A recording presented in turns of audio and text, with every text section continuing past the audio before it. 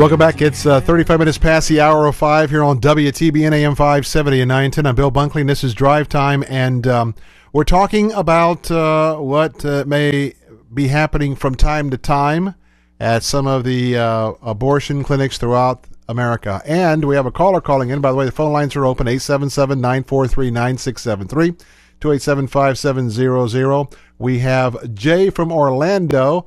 And Jay wants to talk about Dr. Pendergraft. Jay, welcome to Drive Time. Yeah, God bless you. I'm calling. I'm actually driving through Tampa right now in really bad traffic, and I heard your program. I was just turned on the radio and heard about Dr. Pendergraft, so maybe I think this is a divine appointment. I have been we do have some God things that happen around here. Yeah, amazingly enough. I have been involved with putting together a series of videos. Anyone that's listening, if they have they're on YouTube, you can go on YouTube and type in Baby Rowan, R-O-W-A-N, 911.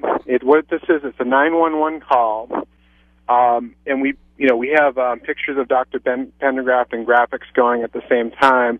It's a 911 call from several years ago when a baby was born alive in Dr. Pendergraft's clinic called Epoch. Right. Every woman's own choice. It's a clinic in Orlando. Baby was born alive and left to die. And the mother was just freaking out, so she called her friend, asked her to call 911. The 911 people, the ambulance showed up late. The baby had already died, but the autopsy showed a fully formed baby that had been delivered alive. And there are actually autopsy photos of the baby that they can see. And I believe this was widely reported in Orlando, Sentinel, and other places, wasn't it? Yeah, WorldNet Daily has a few good articles on it. As a matter of fact, all I did with the YouTube video was I think I covered on the air. That's why I'm just thinking back to that particular case.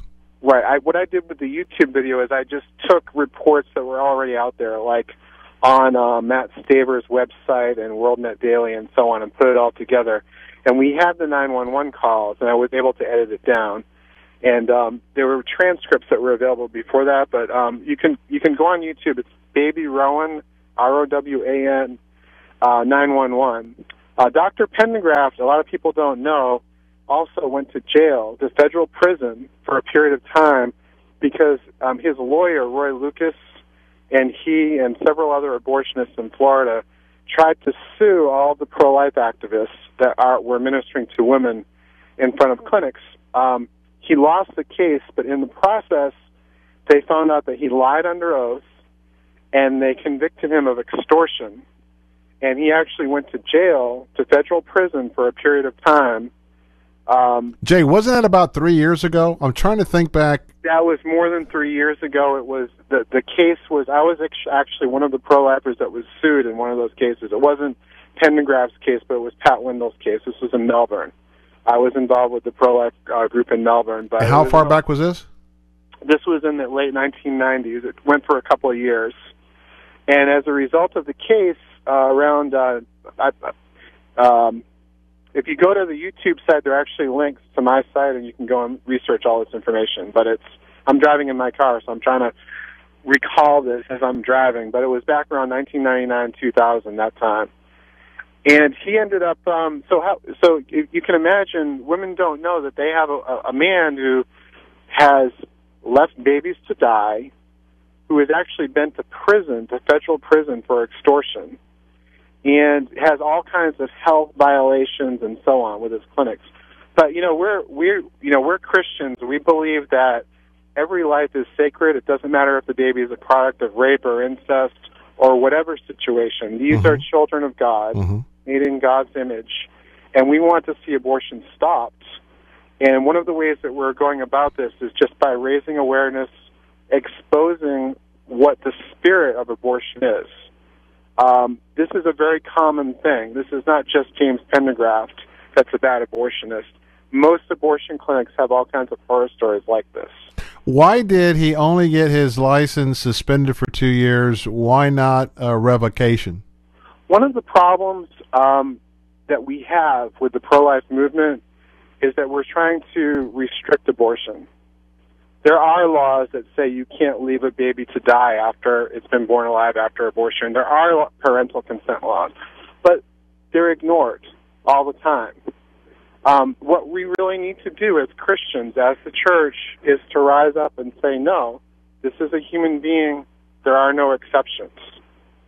I'd also encourage people to get involved with the personhood movement. If they want to know about, there's a constitutional amendment that we're trying to get on the ballot for either 2012 or 2014 that would declare that an unborn child is a human being from the moment of biological development, from the beginning of biological development. And we're working with, there's 12 coordinators right now throughout the state of Florida. We're working to get about 300 people that can coordinate their churches, their towns, and so on, and get an actual amendment on the ballot in the state of Florida that would be similar to the marriage amendment that Matt Staver and John Stenberger and other people spearheaded. Matt Staver is with us on the personhood amendment, by the way. And we would like to see that on the ballot so that the voters of the state of Florida can vote on an unborn child being a human being with the rights of a person from the beginning of biological development. If you want to know about that, go to the internet, personhoodflorida.com. All right.